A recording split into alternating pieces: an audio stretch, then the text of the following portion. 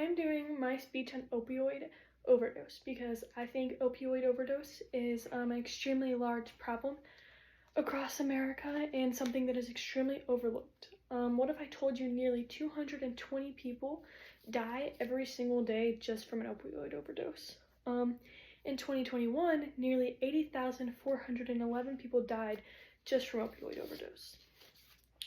Overdoses are able to be reversed if you know how to recognize them and you act within the certain time frame. It's also extremely important to note that fentanyl is responsible for more opioid overdoses than any other opioid. It's important to know what fentanyl is and how to reduce the risk of an overdose. We as people can and should carry Narcan, especially with the rise in opioid overdoses that we are seeing.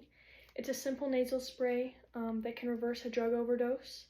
You want to lay the person flat on their back, check for slow breathing or unresponsiveness, and you tilt their head up and then insert the device up into their nose and spray. This is the same thing that first responders are going to use on overdose victims. To recognize a drug overdose, you will notice small constricted pupils, falling asleep or loss of consciousness, choking or gurgling sounds, a limp body, cold, clammy, or discolored skin, slow, weak, or no breathing. Naloxone, or also known as Narcan, is life-saving. You should carry it if you think anyone you may be around or any kind of situation you're in, people there may overdose, or you may see things like that.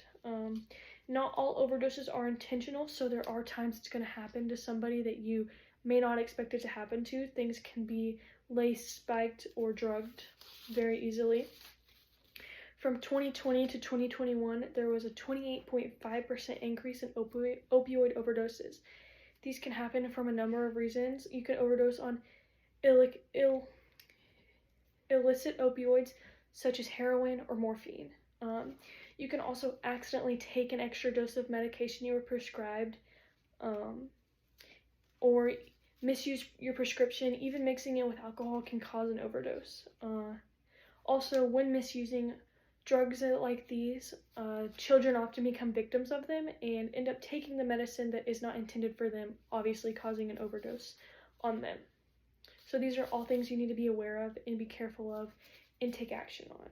I got my information from cdc.gov, nih.gov, National Harm Reduction Coalition, OTC, Narcan, and SAMHSA.